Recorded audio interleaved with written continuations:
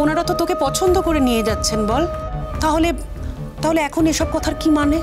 এগুলো তো বলা সাজে না। তোর ফ্যামিলিকে ওরা দেখেছেন, ওদের টাকা পয়সা থাকতেই পারে তো, তাতে কিন্তু আমাদের কিছু যায় আসে না। আমি একটা জিনিসই বুঝতে পারছি না ঋত্বিক, ওনার এত গর্ব এত অহংকার কিসের বলো তো? এবার কি ঘরের লোকের জিনিসের দরকার পড়ছে না? মন উঠে গেছে নাকি আমার উপর থেকেই তোমার মন উঠে গেছে? একদম বাজে কথা বলবে না জানো। তোমার উপর আমি কত চাপ সৃষ্টি করব? হ্যাঁ, ওই তো তোমার রোজগারের টাকা, সেটাকে তো আর টানলে বাড়বে না। এতগুলো মানুষের দায়িত্ব, সামনে মেয়ের বিয়ে, তোমাকে কি আমি চাপ দিয়ে শেষ করে দেবো? আমার বউকে আমি একটা শাড়ি কিনে দিলে অনেক খরচা হয়ে যাবে আমার, তাহলে আর চাকরি বাকরি করে দরকার নেই। কি চাইছো বলো তো? সকাল থেকে আমার সঙ্গে ঝগড়া করবে নাকি? ও তুমি যা যা বলছো সেগুলো কোনো কিচ্ছু নয়, আমি যা যা বলছি সব ভুল। রাস্তার মধ্যে দাঁড়িয়ে কিরকম অসভ্যের মতো ঝগড়া করছো তুমি দেখতে পাচ্ছ? তুমি কি করছো, আমায় কাতুকুতু দিচ্ছ? কি বৌমা, কোথায় যাচ্ছ? একটু দেওরের বাড়ি যাচ্ছি কাকিমা। এত সকালে? আসলে ওরা তো ডাক্তার মানুষ, সাত সকালে বেরিয়ে যায়, কি করব বলুন? হ্যাঁ, সাত সকালে না গেলে তো ওদের ধরতে পারবো না। আর পুজোর জিনিসপত্র দিতে হবে, মাথার উপর তো বাবা নেই, দাদাই হলো বড়, দাদা নিজে হাতে না দিলে কখনো হয়? তুমি যাও, আমি পরে তোমার সঙ্গে কথা বলবো। আচ্ছা এসো। কিরে বুড়ো, কেমন আছিস? আমি ভালো আছি কাকিমা, তুমি ভালো আছো? হ্যাঁ, চলে যাচ্ছে। আমার বাড়িতে তো তোর বাড়ির মতো লক্ষ্মীমন্ত বউ নেই, তোর মায়ের মতো আরামে থাকারও উপায় নেই, কেটে যাচ্ছে। শোনো কাকিমা, বউকে কোনোদিন পরের বাড়ির মেয়ে ভাববে না, তাকে কোনোদিন পর ভাববে না, বুঝতে পেরেছো? তাকে সবসময় বুকে জড়িয়ে রাখবে, তাহলে দেখবে তার ক্ষমতাই হবে না তোমার সঙ্গে অশান্তি করার। আমার শাশুড়ি মা তো বিয়ের পর থেকে আমাকে তাই করতেন, সারাক্ষণ বুকে জড়িয়ে রাখতেন। কোনোদিন এটা বুঝতেই দেননি যে আমি ওনার মেয়ে না। বিয়ের পর তো আমি সন্ধেবেলা থেকে ঢুলতাম, এত ঘুম পেত, খেতে ইচ্ছে করতো না। আর উনি জানতেন পেট খালি থাকলে আমারই ক্ষতি হবে, ওই জন্য নিজে হাতে আমাকে দিনের পর দিন খাইয়ে দিয়েছে। তোমার সঙ্গে পুজো নিয়ে অনেক কথা আছে, আমি পরে বলবো, তুমি এখন যাও, ঠিক আছে? একটা কথা আমি তোমাকে বলে রাখছি, এরকম হুতুম প্যাঁচার মতো মুখ করে যদি যাও আমার সঙ্গে, আমি কিন্তু তোমার সঙ্গে যাব না। একটা হুতুম প্যাঁচাকে বিয়ে করেছো, হুতুম প্যাঁচার মতো দেখতে লোককে বিয়ে করেছো, তো আর নতুন করে পাল্টাতে পারবো না তো। হ্যাঁ, হুতুম প্যাঁচার মতো মুখটা করে আছো, সেই জন্যই বলেছি। আর কি কি বিশেষণ আমাকে দেওয়ার তোমার বাকি আছে বলো? দিয়ে যাও, দিয়ে যাও, বিশেষণ দিয়ে যাও। আমি একটা কথা বলছি, ওই মিঠি যদি ও বাড়িতে যাওয়ার পর থেকে চ্যাটাং চ্যাটাং করে কথা বলে, আমি কিন্তু ওকে ছেড়ে কথা বলবো না। পুজোর মুখে তুমি যদি মিঠির সঙ্গে খারাপ ব্যবহার করো, তাহলে আমিও কিন্তু তোমাকে ছেড়ে কথা বলবো না। আরে বাবা, ওটা ওর স্বভাব, ও ছোটবেলা থেকে ওই স্বভাবটা নিয়ে বড় হয়েছে। আজকে কি ওর স্বভাবটা পাল্টাতে পারবে না? পাল্টানো যায়, সেটা নিয়ে তোমাকে ওর সঙ্গে লড়াই করতে হবে। আমি তাহলে কি করতে যাচ্ছি ওখানে? আমার বডিগার্ড হয়ে যাচ্ছে।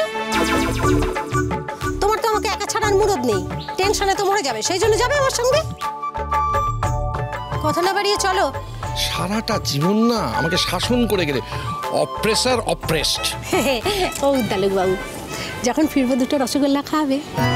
এটা তো বরাবরের নিয়ম। ওই পাড়ার মিষ্টির দোকানে দাঁড়িয়ে দুটো রাজভোগ সাইজের রসগোল্লা এবং তার সঙ্গে 250 দই, আর ফিরে এসে তোমার গালে দুটো হাম, কেমন? মনে থাকে জানো? কিছু মানুষ এরম হয়, বুঝলি, এদের অত গুরুত্ব দিতে নেই। বন্ধু, আমি গুরুত্ব দিতে চাই না, কিন্তু গুরুত্ব দিতে হচ্ছে। তুমি ভাবতে পারবে না কি সব উল্টোপাল্টা কথা বলছিল আগের দিন। বলছিল যে তুমি কখনো ডায়মন্ড প্ল্যাটিনাম দেখোনি না, আমি তোমাকে প্ল্যাটিনাম এন্ড জুয়েলারি বানিয়ে দেবো। এসব কি কথা? তারপর আমার ফ্যামিলি নিয়ে ছোট বড় কথা বলছে, আমার গায়ের রং নিয়ে কথা বলছে। তুমি ভাবতে পারছো? তুই চুপ করে সব সহ্য করলি তো? তা তোমার কি মনে হয় আমি সহ্য করার মেয়ে? তবে সত্যি উনি বড্ড ট্যাকট্যাক করে কথা বলেন। হ্যাঁ, আমরা সবাই তো সেদিন ওদের বাড়িতে গিয়েছিলাম, কিরকম ভাবে ককদিকে ডেলিবারেটলি ইনসাল্ট করছিল বলো। মানে এগুলো কি অসভ্যতামো! আর আমি আর কতটা সহ্য করব? ওরা যদি আমার পরিবারের লোকজনকে না মেনে নিতে পারে, আমি কি করে ওদের পরিবারের লোকজনকে মেনে নেব? আর ওদের পরিবারের লোকজন মানে তো আমি ওনাকে আর আঙ্কেলকে ছাড়া কাউকে দেখলাম না। খালি তো বাপের বাড়ি বলে, কিন্তু বাপের বাড়ির কোনো লোকজনই তো এলো না, কোনো আত্মীয় স্বজন দেখলে ওদিন কেউ তো আসেনি। আমার মায়ের মতো তো সবাই না না, আমার মা তো পরিবারের সবাইকে ছাড়া কোনো কাজই করে না। আমি একদমই দেখলাম না কিন্তু ওনার মধ্যে এইসব। কার সঙ্গে কার তুলনা করছিস তোতা? তাই না তাই।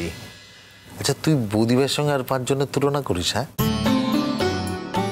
তোদের বাড়িতেও তো একজন আছেন, সেও তো এরকমই প্রায়।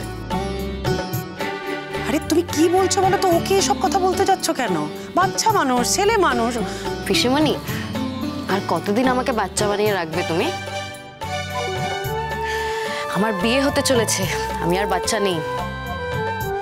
আমি খুব ভালো করেই বুঝতে পারছি বন্ধু কাকিমণির কথা বলছে। আর কাকিমণিকে দেখে দেখে তো এখন অভ্যেস হয়ে গেছে, সয়ে গেছে ব্যাপারটা। আর মা তো সারাক্ষণ কাকিমণির দোষগুলো ঢাকে, তাই খুব একটা চোখেও লাগে না। কিন্তু তাই বলে আমি যে বুঝতে পারছি না তা নয়। তবে এই মহিলা তো কারোর কথাই শোনে না। একে কিভাবে আমি হ্যান্ডেল করবো আমি বুঝতে পারছি না। ছাড়ো, তোমার এত এটা নিয়ে মাথা ঘামাতে হবে না। আসলে কি বলো তো, কেউ কখনো কোনোদিন বাধা দেয়নি তো, সেই জন্য উনি যা ইচ্ছে তাই সেটা বলে যেতে পারে। তবে তুমি ওই বাড়িতে যাওয়ার পরে উনি কিছু কথা বললে তুমি তো বাধা দেবেই। তখন দেখবে উনি আর উল্টোপাল্টা কথা বলার বা বেশি কথা বলার কোনো সুযোগ পাবেন না। এখন থেকে তোমায় কিছু বলতে হবে না।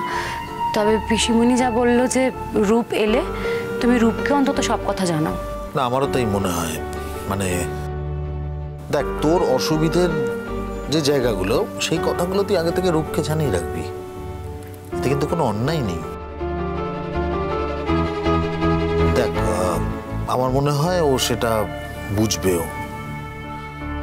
ওর কাছে যদি ওর মায়ের সম্মানের দাম থাকে, তাহলে বউয়ের সম্মানটা ওকে রাখতে হবে, সেই দামটা ওকে দিতে হবে, তাই না? আচ্ছা ঠিক আছে, অনেক কথা হয়েছে। তোতা বল, কি খাবি তোরা? কোকো? পিসিমণি, আজকে আর কিছু খাবো না। মার খাবি, খুব মার খাবি। আজকে আর কিছু খাবো না বললেই হলো না?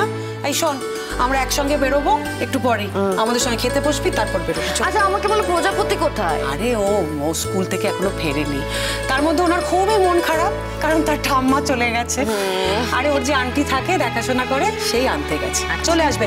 আর কথা বাড়িয়ে লাভ নেই কোকো, চট করে ফ্রেশ হয়ে নে, হাত টাত ধুয়ে আমি ততক্ষণ খাবারটা বাড়ি। শোনো না, এখন আর একটাও কথা নয়, হ্যাঁ?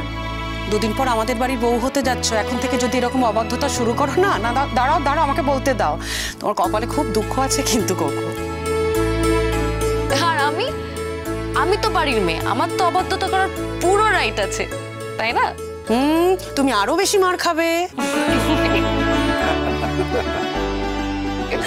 খুব কত আগে তাই আগে হাত ধুয়া পিসির বাড়ি এসছি, না খাইয়ে তোদের ছাড়বে না। চা অল্প করে খাবি। মা বসে থাকবে তো? বসে থাক, আমি মাকে ফোন করে বলে দিচ্ছি। তোমার কি মাথা খারাপ হয়ে গেছে নাকি? আমি তো আর বললাম না, আমি মাকে বলে আসিনি তো। তুই আমার বাড়িতে তো এমনিও আসতে পারিস রে বাবা। না না না না না, তুমি কিছু বলো না মাকে প্লিজ। আমি মাকে বলেছি আমি প্রজেক্টের কাজে বেরিয়েছি, প্লিজ কিছু বলো না। আচ্ছা ঠিক আছে, এখন আর কোনো কথা নয়, চলো তাড়াতাড়ি খেয়ে নেবে। শোন, এখানেও খাবি, মায়ের কাছে গিয়ে খাবি। দেখো বিয়ের আগে মোটা করে দেবে আমাকে। শোন আমি কাউকে কিছু বলবো না, ঠিক আছে?